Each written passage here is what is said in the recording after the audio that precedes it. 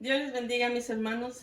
Damos muchas gracias a Dios por una clase más que nos permite estudiar en esta hora. Y estamos basados en nuestra base bíblicas en Colosenses 1 del 3 al 14 para el que no tiene expositor.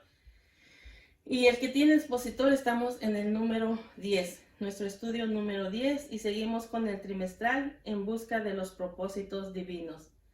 Y nuestro pensamiento central dice: una de las preocupaciones mayores de todo creyente debe ser tener las virtudes espirituales señaladas en la Biblia.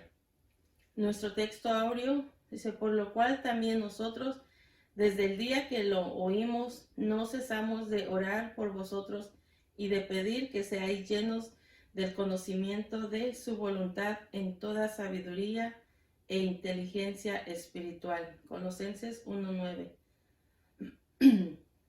Tenemos tres objetivos, y el primero dice: proporcionar el entendimiento del pasaje bíblico a estudiar. El número 2, comprender que la vida cristiana es un constante consejo espiritual que no debe ser interrumpido. El número 3, los niveles espirituales que se indican en el pasaje bíblico y mantenerlos firme. Nuestro tema de este día dice: lo que Pablo deseaba de los colosenses. Nuestra lectura antifonal lo vamos a leer, que dice: siempre orando por vosotros damos gracias a Dios, Padre de nuestro Señor Jesucristo, habiendo oído de vuestra fe en Cristo Jesús y del amor que tenéis a todos los santos, a causa de la esperanza que os está guardada en los cielos, de la cual ya habéis oído por la palabra verdadera del Evangelio, que ha llegado hasta vosotros, así como a todo el mundo, y lleva fruto y crece también en vosotros desde el día que oísteis y conocisteis la gracia de Dios en verdad. Como lo habéis comprendido de Epafras, nuestro consiervo y amado, que es un fiel ministro de Cristo para vosotros, quien también nos ha declarado vuestro amor en el Espíritu.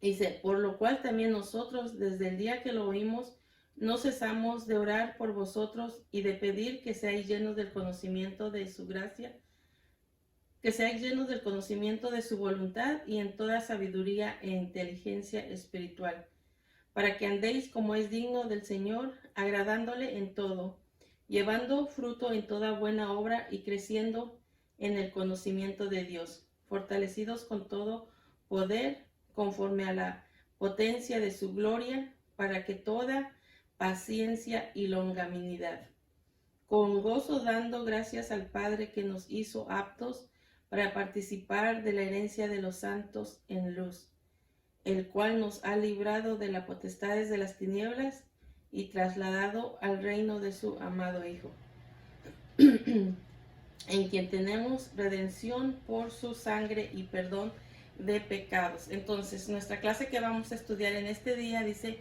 lo que Pablo deseaba de los colosenses. Y leemos aquí un poco de la introducción. Dice que Colosenses es una de las epístolas sumamente interesantes, al igual que la carta a los romanos. Colosenses fue escrita a una iglesia que Pablo nunca había visitado, nunca lo había conocido. Es una carta que fue escrita con el fin de combatir ese movimiento que se había levantado, un movimiento herético judío y gnóstico que se estaba propagando por el valle del río Lico en Frigia, Asia Menor. Por un lado también los judaizantes, con el énfasis en la observancia de ciertos ritos y fiestas que fueron típicos del Antiguo Testamento. Entre ellos dice la circuncisión, la observancia de ciertos días considerados sagrados y la abstención de ciertos alimentos y bebidas. Eso usted lo puede hallar en Colosenses 2, 11 y 16. Por otro lado también estaban los ascetas, con tendencias ermitañas, insistiendo en no manejes, no gustes y no toques. Entonces eso usted también lo puede hallar en Colosenses 2 del 20 al 23. Y por el otro lado también estaban a los gnosticismos esotéricos que desde antes dice que de la era cristiana se habían infiltrado en grupos judíos como los esenios con un sincretismo o sincretismo llenos de especulaciones teosóficas tomadas de la mitología y filosofía paganas. Entonces, este gnosticismo, ahora con matices cristianos, presentaban a Cristo como una mera emanación divina de entre las muchas que según ellos habían, pero a la misma vez ellos negaban la divinidad de Cristo y negaban así como también su obra redentora. Esto nos ayuda a nosotros a entender que si oímos algo que pareciese cristiano, pero que cuando tú oyes y que niegan a Jesucristo o que niegan su divinidad y que niegan también su obra redentora, son señales de que nosotros tenemos que saber que son como aquí en ese tiempo que se infiltraba para engañar a los hijos de Dios, a los cristianos verdaderos. Entonces esto es así también en este tiempo Pablo, por eso dice que escribía cartas para combatir todo este movimiento que se infiltraba en las iglesias de Colosenses, las iglesias de Colosas. Por eso empezó a escribirles cartas también, porque parecían que hablaban un poco del cristianismo, pero negaban su divinidad y su obra redentora. Entonces son señales que también nosotros siempre tenemos que tener cuidado, que todo aquel que niega la divinidad de Cristo y su obra redentora son falsos.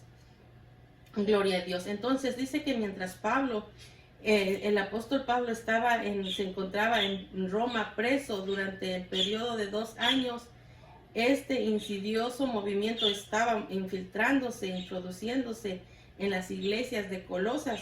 Por eso Pablo, al saber de su amor de los colosenses,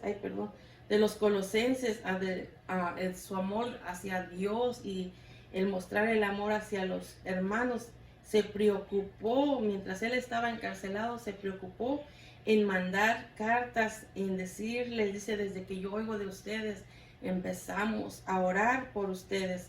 Entonces, Pablo se informó por medio de Epafras, dice, de lo que estaba sucediendo en esta iglesia cuando fue a visitar a Pablo mientras él estaba en la prisión. Gloria a Dios. Entonces vemos que aprovechó también mientras escribía esta carta para los colosenses, dice que de paso también escribió unas para los efesios. Y vemos que los colosenses se caracteriza principalmente por ser un magnífico tratado de cristología, así como Efesios lo es en la eclesiología. Entonces vamos a ver nuestro punto número 1, que dice: Pablo da gracias a Dios por los colosenses. Capítulo 1 del 3 al 6, y nuestro inciso A dice: por la fe y el amor que había en ellos. El 3 y el 4 dice: siempre orando por vosotros, damos gracias a Dios, Padre de nuestro Señor Jesucristo, habiendo oído de vuestra fe en Cristo Jesús y del amor que tenéis en todos los santos. Entonces vemos que aquí, después del saludo habitual que hace Pablo, le hace a los colosenses, dice que en medio de las oraciones siempre le están dando gracias a Dios por ellos. Y aquí nos pone una pregunta: ¿a quiénes se refiere Pablo cuando usa la palabra plural? Está hablando también con la compañía de Timoteo. También es mencionado en el versículo 1, y también Aristarco, compañero de Pablo en la prisión en un tiempo también. También Juan Marcos, sobrino de Bernabé, y el autor del segundo evangelio, y también de un tal Jesús llamado Justo, y Epafras, Lucas, autor también del tercer evangelio, y Demas. Eso usted lo puede hallar en Colosenses 4 del 10 al 14. Entonces aquí dice, una galería de siervos el apóstol Pablo que los asistía, que le ayudaba asistiéndole y uniéndose a la oración de las necesidades que había para cada iglesia. Entonces, aunque Pablo dice que nunca había estado en Colosa, sin embargo, les hace saber que él estaba al tanto de su fe en Cristo, aunque él no los había visitado, que él no estuvo ahí, y les hace saber que él está al tanto de su fe en Cristo y de ese amor que tienen entre los hermanos, entre hacia los santos. Y eso lo vemos en el 4. Entonces, cuando Pablo escribió la carta a los romanos, tampoco conocía a esa iglesia de Roma, no conocía a los romanos, pero también así, aunque no lo había visitado Pablo, no había ido a la ciudad, también de igual manera él se preocupaba como la iglesia de Colosa, también se daba cuenta de su fe hacia el Señor Jesucristo, su fe hacia Dios también. ¿Y por qué? Porque dice que aunque no los visitaba, no los conocía, sabía de su fe que tenían a nuestro Señor Jesucristo, la cual dice se divulgaba por todo el mundo. Lo hallamos en Romanos 1:8. Entonces, vemos el amor que tenía Pablo hacia las iglesias cuando se daba cuenta que tenían amor hacia Jesucristo y cuando mostraban ese amor los unos a los otros de los hermanos. Entonces vemos que de manera que Colosa y Roma son dos casos de la preocupación del apóstol Pablo por la iglesia que no había, aún él ni siquiera los había fundado, ni siquiera los había visitado ni nada, pero tenía esa preocupación, aunque no los había fundado, tenía esa preocupación y les mandaba a decir, estamos orando por ustedes, al darse cuenta que tenían ese amor hacia Dios, tenían esa fe en Cristo Jesús y ese amor que se mostraba entre los hermanos. Gloria a Dios. Entonces siempre él se preocupaba y oraba siempre por ellos. Entonces vemos aquí, dice, la fe y el amor, un dúo, hacen aquí un dúo, el fe y amor, y luego Pablo añade en el versículo 5, esperanza. Entonces ahora vemos fe, esperanza y amor. Este es el tema de los escritos paulinos, que dice que ahora permanece la fe, la esperanza y el amor. La primera de Corintios 13 ahí habla. Entonces vemos que dice justificado pues por la fe, amén. Esperanza y amor también habla en Romanos 5 del 1, 2 y 5. Entonces, como dice la palabra, la fe, la esperanza y el amor, estos tres, pero el mayor de ellos es el amor. Y vemos cómo aún muestran su fe hacia Cristo Jesús, pero también el amor entre los santos, dice que ahí se muestran unos a otros. Gloria a Dios. Entonces el Espíritu aún aguardamos por la fe y la esperanza. Gloria a Dios. Y si vemos aquí, contienen dos puntos que deben ser bien señalados a saber. Vemos que uno de ellas dice las oraciones constantes de Pablo, el apóstol Pablo, a favor de las iglesias. Imagínense cuántas iglesias existirían en ese tiempo. Me imagino que muchísimas, porque no nada más las que había fundado Pablo, había otras que había fundado los apóstoles, había otras que habían fundado por otros hermanos, entonces podía ser que había muchísimas. Entonces, imagínense, todos se ponía a orar por esas iglesias que cuando se daba cuenta por ese amor que tenían hacia los santos los unos a los otros y sobre todo la fe en Cristo Jesús. Entonces, a pesar del gran número de iglesia o lo que podía haber, Pablo se sentía siempre con esa carga de orar por ellos. Imagínense, hoy en día, cuántos creyentes, cuántos cristianos estarán orando por esas iglesias que han aceptado a Jesucristo como su Señor y Salvador y que siguen la palabra verdadera tal como es. ¿Cuántos creyentes estarán orando por esas iglesias también? Esperemos que sean muchos también que estén orando por aquellos que han aceptado a Jesucristo, así como lo hacía aquí Pablo. Y el número 2 dice, la fe en Cristo. Entonces vemos aquí que debe de expresarse con ese amor a los hermanos. Una vez que tú crees en Jesucristo, aquí vemos que creían en Jesucristo, tenían la fe en Cristo y lo mostraban amándose entre los santos. Dice, esa es una manera que se muestra o que se ve o que ¿cómo se dice? Se da cuenta uno cuando muestra que tiene fe en Cristo y todavía amarse los unos a los otros, como lo habla el apóstol Juan en su primera carta, que la fe en Dios y el amor hacia los hermanos, dice, debe de ir de la mano. En primera de Juan 4, 7 y 8, usted ahí lo puede hallar. Entonces dice, quien deposita su fe en Cristo para ser salvo, recibe el amor de Dios, el cual se expresa entre hermanos. Si no es así, entonces no hay prueba de haber sido salvo. Entonces se muestra que tenemos fe en Cristo, aún mostrándonos el amor los unos a los otros, entre hermanos. Es la manera en que se mira, que se ve que ha habido un cambio en nuestra vida. ¿Por qué? Porque recibimos a Jesucristo como nuestro Señor y Salvador, creemos en Él por fe y mostramos a través de nuestros hechos el amor que ha depositado que hay en nosotros entre hermanos.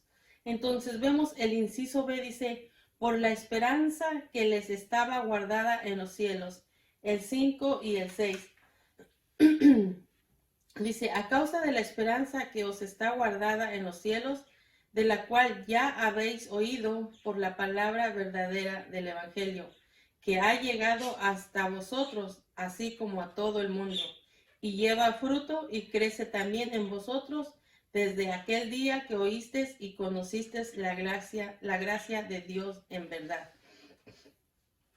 Entonces ahora vemos, dice, por la esperanza que les estaba guardada en los cielos. Entonces, la palabra esperanza, la esperanza bíblica es muy distinta a la esperanza que el mundo conoce como tal.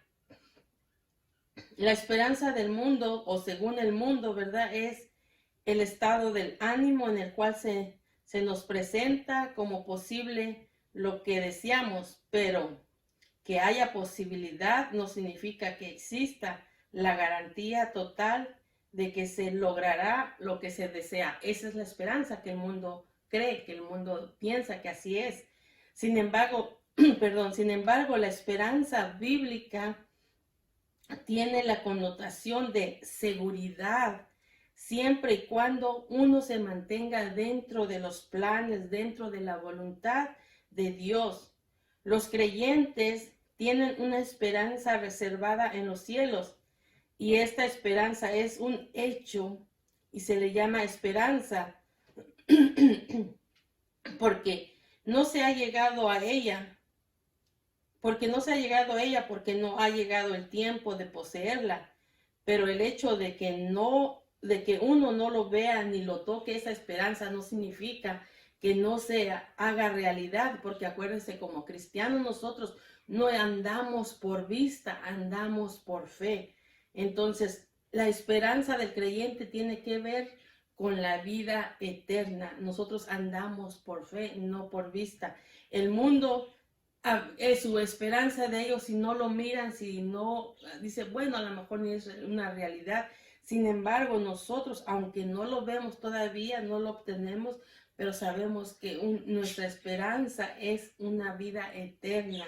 Amén. Y nosotros andamos por fe, no por vista, como dice en 2 Corintios 5, 7. Entonces nosotros tenemos ahí reservadas nuestras mansiones celestiales, la presencia inmediata de Dios en la recompensa que recibirán los creyentes por su fidelidad, por su servicio a Dios. Y esto lo habla en Hebreos 11, 13 al 16 y también en 2 Corintios 2, 9. Entonces podemos ver que la afirmación de que hay una esperanza que está guardada en el cielo para todos los creyentes, que se establece otra verdad que también es importante, es el creyente que que sabe que está de paso en esta vida. Nosotros sabemos que nosotros estamos aquí nada más de paso, que sabemos que tenemos un lugar al cual se pueda preparar. Son nuestro lugar celestial. Amén. Entonces, imagínense cuánta gente no hay de que están nomás pensando que aquí van a pasar su eternidad, o ni siquiera tienen pensado qué va a ser de su vida después de, se puede decir, después de la muerte o algo, cuál será su destino final. Muchos viven tan obsesionados en su trabajo, en sus negocios, o en hacer cosas y, ¿cómo se dice?, tesoros en esta tierra, cuando una palabra en Mateo 6:19 que nos manda, que dice, no hagáis tesoros en la tierra, sino en el cielo. ¿Por qué? Porque nosotros, como creyentes, hijos de Dios, que hemos aceptado a Jesucristo como nuestro Señor y Salvador, sabemos que nosotros estamos aquí en esta tierra por, ¿cómo se dice?, por un momento, por un tiempo, nada más estamos, se puede decir, de paso. Cada creyente está aquí nada más de paso, pero estamos haciendo tesoros en el cielo, no aquí en la tierra. Entonces mucha gente se obsesiona haciendo tesoros en esta tierra, se obsesiona en sus negocios, se obsesiona en su carrera, se obsesiona en pasar más acá en esta tierra que pensar en su más allá, que para nosotros es nuestra vida eterna, para una vida eterna. Entonces veamos el punto número 2 que dice, Pablo oraba por los colosenses, el 7 y el 10. Entonces veamos el inciso A. Dice, por lo que Epafras le había contado, el 7 y el 8. Dice, como lo habéis aprendido de Epafras, nuestro consiervo amado, que es un fiel ministro de Cristo para vosotros, quien también nos ha declarado vuestro amor en el Espíritu. Entonces aquí les habla Pablo diciendo, por lo que yo supe a través de Epafras. Entonces por eso dice por lo que Epafras les había contado. Entonces Epafras era un nativo de Colosas, de los colosenses. En Colosenses 4:12 ahí usted lo puede encontrar. Entonces posiblemente dice, o probablemente convertido de Pablo en Efeso. Su ministerio era el de evangelista en el valle de Lico, donde estaba floreciendo la iglesia en Colosas, Hierápolis y Laodicea. Entonces vemos que hace aquí 3 comentarios muy elocuentes de quién era Epafras. Epafras dice, nuestro consiervo amado. La palabra consiervo se forma en prefijo sum con el sustantivo doulos.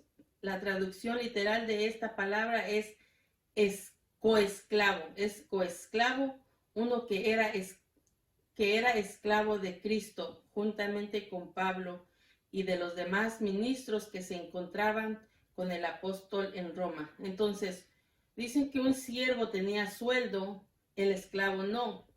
El siervo podía abandonar a su amo una vez terminando el trabajo por lo cual había sido contratado. No así el esclavo. El esclavo servía a su amo de por vida. Usted lo halla en 4:12. Entonces Pablo vuelve a hacer referencia de Epafras. Epafras, quien llama esclavo o doulos de Jesucristo. Es un esclavo, se puede decir, de Jesucristo. Esta probablemente sea la definición más elocuente de esta persona, que es Epafras, que se encuentra en el Nuevo Testamento, de un siervo de Dios. Entonces, la iglesia necesita también así esclavos de Jesucristo, y menos estrellas, menos protagonistas como hoy en día se han levantado. Entonces, cuando dice uno esclavo de Jesucristo, es porque no que nos tenga esclavizado, no. Jesucristo nos ha hecho libre, pero nos sentimos tan privilegiados de que nosotros le queremos servir para siempre y no abandonar. Como dice aquí, un siervo abandonaba, entonces un esclavo se quedaba ahí con su señor para siempre. Y eso es lo que hacemos nosotros. Le servimos, una vez que aceptamos, le servimos para siempre. Eso tiene que ser nosotros así siempre. Entonces, como dice aquí, se necesitan más esclavos de Jesucristo para seguir llevando el evangelio, para seguir predicando la palabra, y no estrellas como hoy en día que se levantan y que nada más hablan más de ellos mismos que de Jesucristo. Se levantan más ellos que levantar el nombre de Jesucristo. Entonces, eso se necesita más en las iglesias, que sean, que quieran seguir fielmente ministros de Cristo. Y la palabra ministro es la traducción de diáconos. Esta palabra denota la disposición de desempeñar los cargos más humildes que les sean asignados. Nos ha declarado y aquí dice, nos ha declarado vuestro amor en el Espíritu. O sea, aquí le está diciendo, Él nos ha dicho, ya dijo quién era Epafras. Entonces, Epafras era sensible a los aspectos buenos de los creyentes. Entonces, cuando él fue a donde Pablo, no fue para quejarse de los colosenses o de la iglesia de Colosas, no fue para llevarle chisme, no fue para ir a decir algo mal de ellos, no. Él fue a llevar y a decirle de esa fe que tenían a Jesucristo, de ese amor que tenían hacia ¿cómo se llama? A los hijos de Dios, del amor que se mostraban unos a los otros, del amor que se mostraba ahí con los santos. Entonces, eso fue lo que él fue a decirle a Pablo. Dice, lo único que comentó de ellos era el amor que se tenía hacia sus hermanos y de Dios. Aquí tenemos que aprender algo tan lindo también, de cuando llevamos algo a alguien, que sea de ver cómo han crecido en la fe en Jesucristo, de ese amor que se muestran el uno con el otro, y no de ir y llevar chisme. Por eso aquí dice, no fue a chismearle, no, fue a hablarles del amor que se tenían entre hermanos y sobre todo a Dios. Gloria a Dios. Entonces el inciso B dice, para que crecieran en su vida espiritual. El 9 y el 10 dice, para que andéis como es digno del Señor, agradándole en todo, llevando fruto en buena obra y creciendo en el conocimiento de Dios. Entonces dice, Pablo les hace saber a los colosenses que como resultado de haber oído de las noticias que Epafras le trajo de Colosas, tanto él como sus compañeros de ministerio se dedicaban a hacer dos cosas a favor de ellos. Uno dice, no cesaban de orar, y el otro, no cesaban de pedir. Entonces aquí la palabra pedir es más específica. Entonces vemos que Pablo menciona 5 cosas específicas por las cuales él oraba y sus compañeros. En primero podemos ver, dice, que seáis llenos del conocimiento de su voluntad en toda sabiduría y inteligencia espiritual. Entonces eran bien específicos en sus oraciones, que fueran llenos del conocimiento de Dios, que fueran llenos en sabiduría y inteligencia, que eran bien específicos en sus oraciones hacia sus vidas. No era de decir bendícelos, guárdalos, cuídalos, no, o sea, era sobre todo, les preocupaba, su preocupación era que ellos tuvieran ese entendimiento, ese conocimiento, esa sabiduría de Dios hacia sus vidas. Entonces, la vida cristiana no puede ser si no se sabe cuál es la voluntad de Dios. Cada uno tiene que saber cuál es la voluntad de Dios en su vida, porque si no sabemos cuál es la voluntad de Dios en nuestra vida, es como salir a un viaje sin planear o sin saber a dónde vas. Cuando sale uno es porque sabe a dónde va a ir, pero si no sabes, es nomás como que agarras camino y no tienes ningún destino. Por eso es bueno saber cuál es la voluntad de Dios, porque si no va a ser igual si sales nomás a un viaje, si no planeas o no sabes ni siquiera para dónde vas, nomás vas a dar vueltas y vueltas y ni siquiera un destino. Entonces, uno tiene que saber a cuáles son los planes y la voluntad de Dios. Y también le dice, para que andéis como es digno del Señor. Vemos que la palabra andar significa la conducta, nuestra conducta, esa es nuestra conducta, nuestro estilo de vida. Es aquello que también uno es y la gente lo mira, la gente se da cuenta, la gente lo percibe. Entonces aquí notemos que el requisito viene primero que la acción de llevar fruto en toda buena obra. Antes que uno intente hacer cosas para el Señor, tiene que vivir y debe vivir como es digno de Él, como es digno del Señor. Amén, para que podamos mostrar, para que la gente nos mire y puedan percibir que uno es lo que uno ha dicho, que uno sirve al Señor y pueda verse esos cambios, pueda verse que hay de verdaderamente algo diferente. Entonces tenemos que andar como es digno del Señor. Entonces el punto número 3 dice las obras de Dios, el 11 al 14. El inciso A dice fortalecen con todo poder. El 11 y el 12. Fortalecidos con todo poder, conforme a la potencia de su gloria, para toda paciencia y longanimidad, con gozo dando gracias al Padre que nos hizo aptos para participar de la herencia de los santos en luz. Entonces dice, fortalecen con todo poder. Entonces, podemos ver que el cristiano no se fortalece por buenas obras, no se fortalece por su propia cuenta, uno no se fortalece solo por sus planes personales, uno no se fortalece porque tal vez se sienta muy bien espiritual, no nos fortalecemos nada más porque queremos decir, hago buenas obras y me siento tan fortalecido, no. El único que fortalece o que se mantiene fortalecido tiene que ser a través de un acercamiento hacia el Señor, aquel que se acerca a Dios, aquel que le busca, como se dice, a través de oración, el que tiene una relación íntima hacia el Señor.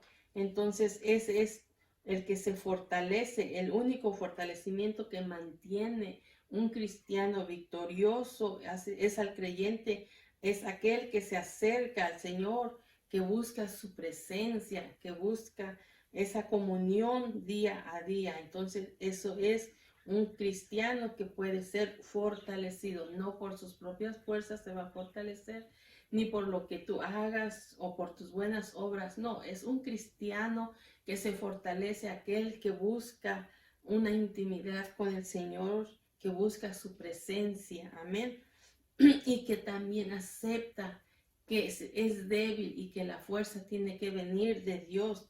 Ese es uno que es fortalecido y victorioso, uno que sabe que por sus propias fuerzas no va a avanzar solo, o que por sus propias fuerzas no va a obtener la victoria, o que uno que reconoce que es débil sin Cristo, porque Él es el que nos fortalece, Él es el que nos da la fuerza.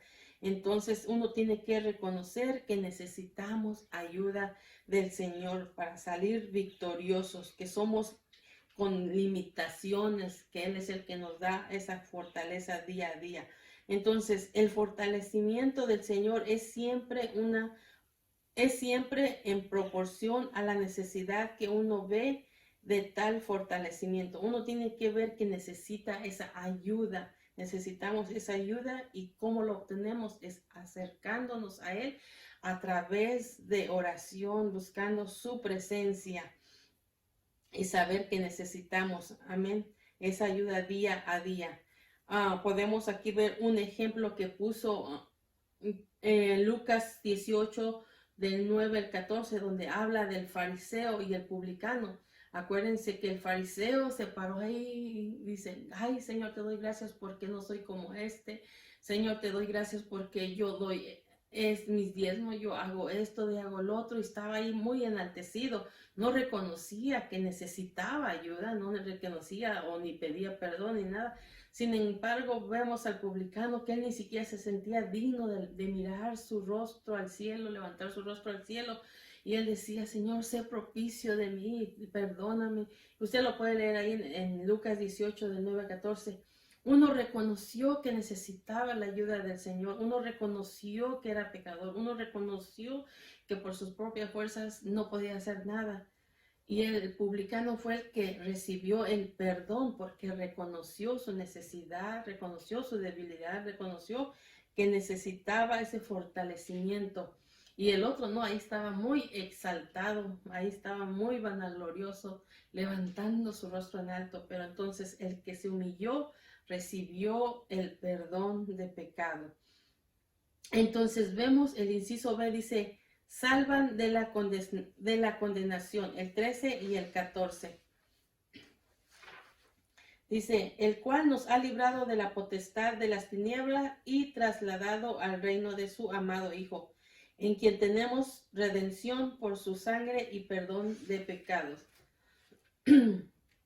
Entonces dice, salvan de la condenación.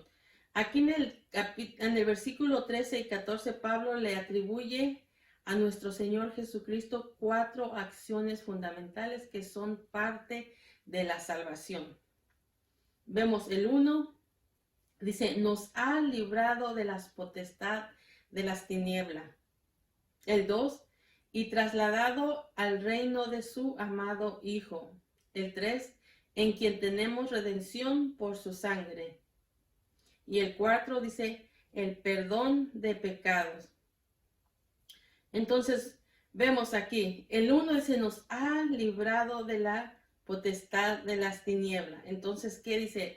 Antes estábamos en esa potestad de oscuridad de las tinieblas y nos ha librado de ahí. Pablo habla de la potestad donde los creyentes antes se encontraba, cada uno de nosotros. Antes de aceptar a Jesucristo estábamos en tinieblas, estábamos bajo toda esa potestad de oscuridad, de la cual fuimos nosotros rescatados, por el sacrificio de Jesucristo. Entonces, primero nos ha dado esa libertad, nos ha librado de esa potestad de las tinieblas, porque antes andábamos y estábamos en tinieblas, y a través del sacrificio de Cristo nos ha sacado, nos ha librado. Y 2, dice, nos trasladó al reino de su amado Hijo. Entonces, vemos aquí que el acto redentor de Jesucristo, el acto redentor de Dios, entonces no consiste únicamente en sacar de las tinieblas, sino que también a poner al creyente en un reino luminoso. No nada más lo sacó, sino lo pone ahora en un reino luminoso.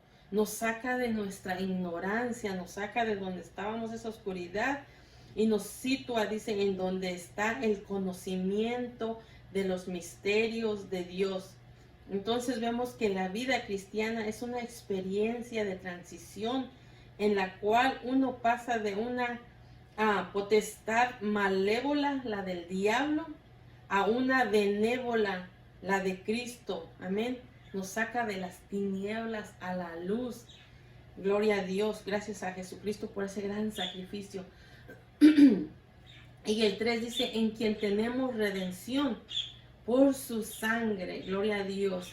Entonces vemos aquí que Él pagó nuestra redención por el sacrificio de Cristo en la cruz. Él pagó tenemos en Él redención por su sangre.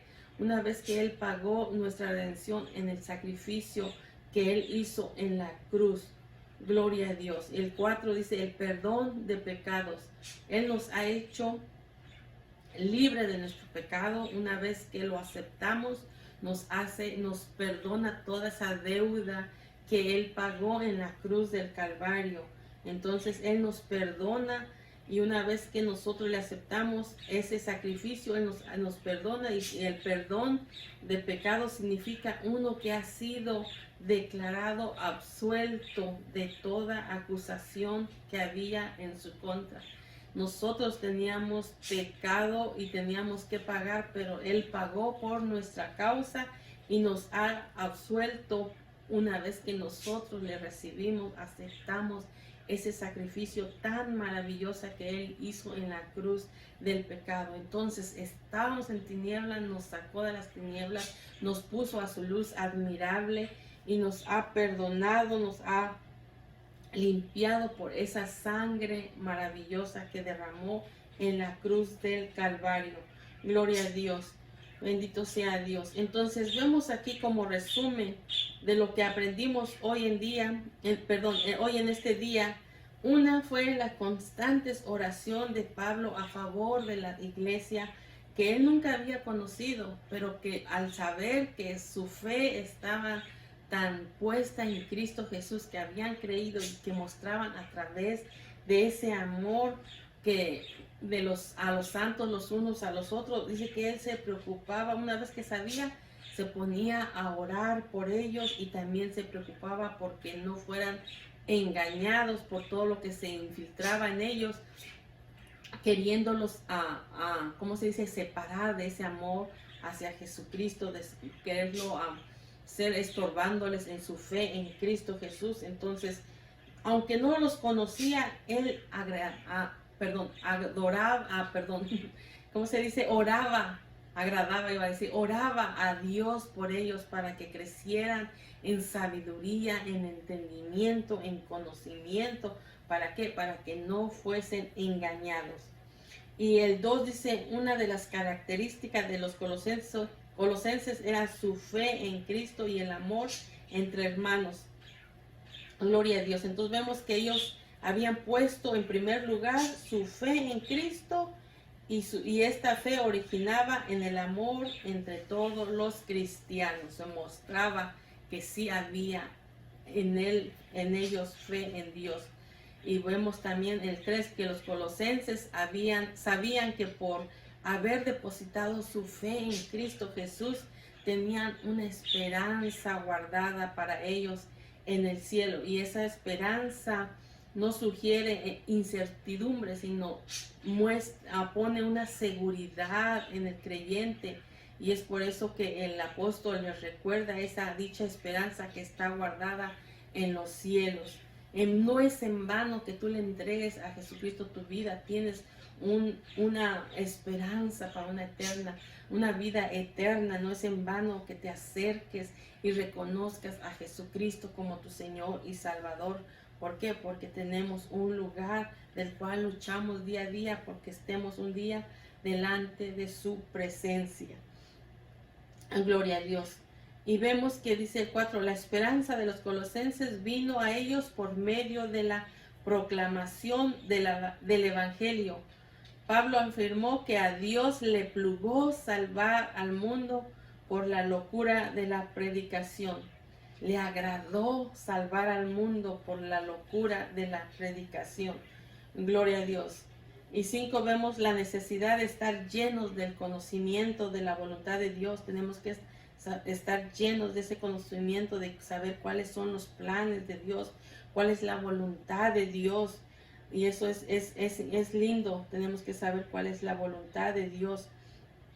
Uno no anda por cálculo, uno no anda por adivinación, no anda por nada más que puedes creer o pensar cómo puedes. No, tenemos que pedir cuál es la voluntad de Dios día a día en nuestra vida. El creyente también debe de andar como es digno del Señor, agradándole en todo, llevando fruto en toda buena obra y crecer en el conocimiento de Dios, perseverar hasta el fin. Y el creyente nunca debe de olvidar que Dios lo ha hecho participar de la herencia destinada a los santos. Y también podemos ver que hemos sido librados cada uno de la potestad de las tinieblas y hemos sido trasladados al reino de Cristo. Gloria a Dios. Y en quien tenemos o hemos obtenido redención y perdón de pecados a través del sacrificio de Jesucristo. Gloria a Dios. Hasta aquí la clase, hermanos. Espero que les sea de bendición. Esta clase es lindísimo. Nos enseña el apóstol Pablo que no importa si hemos visitado alguna iglesia que tan solo el saber que su fe está en Cristo Jesús verdadero y que se muestra el amor hacia los santos, es, como dice uno, aprendemos que también debemos de orar por ellos para que todos aquellos que han puesto su fe en Cristo Jesús y muestran a través de sus hechos el amor el uno al otro, orar por ellos para que permanezcan y que nadie los haga desviar de esa fe en Cristo, que nadie los separa de ese amor de Dios, para que sigan adelante, así como Pablo hacía con ellos, aunque no los conocía, no los había visitado, pero ya sentía la carga por ellos para que crecieran en conocimiento de la palabra del Señor, para que conocieran y fuesen llenos de sabiduría, entendimiento y conocimiento de la palabra, para que siguieran adelante.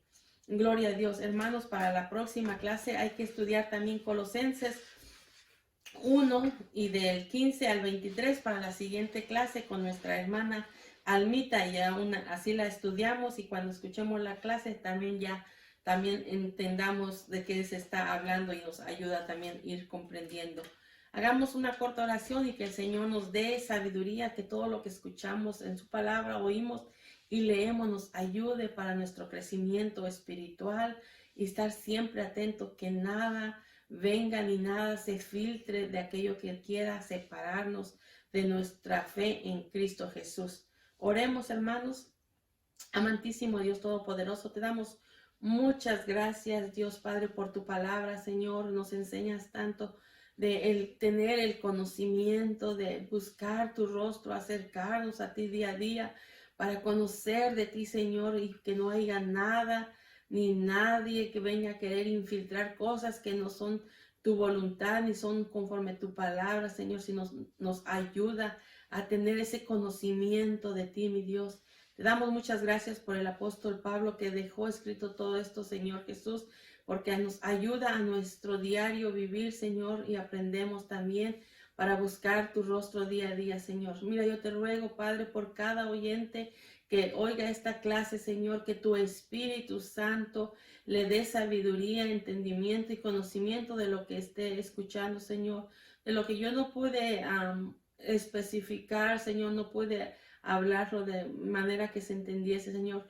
Yo ruego que tu Espíritu Santo dé sabiduría, entendimiento y conocimiento para que pueda entender cuál es la voluntad tuya, Señor, puedan entender tu palabra a través de esta clase, Señor. Te damos muchas gracias, Dios Todopoderoso, y a ti sea toda la honra y toda la gloria, porque tú lo mereces, y te damos gracias, Señor Jesús, por tu sacrificio tan grande y maravilloso que tú hiciste en la cruz del Calvario. ¿Para qué? Para rescatarnos de la oscuridad donde vivíamos, Señor, donde antes estábamos sin fe, sin esperanza, y nos sacaste, mi Dios, para ponernos a la luz admirable, Señor, a ese lugar celestial que tú tienes para nosotros, Señor. Te damos muchas gracias, Dios Padre, y por perdonar nuestros pecados, Señor, a través de tu sangre que derramaste en la cruz del Calvario, Señor. Te damos muchas gracias. En el nombre de Cristo Jesús, te damos gracias, Padre Santo. A ti sea toda la honra y a ti sea toda la gloria por siempre. En el nombre de Cristo Jesús te damos gracias, Dios. Amén y amén.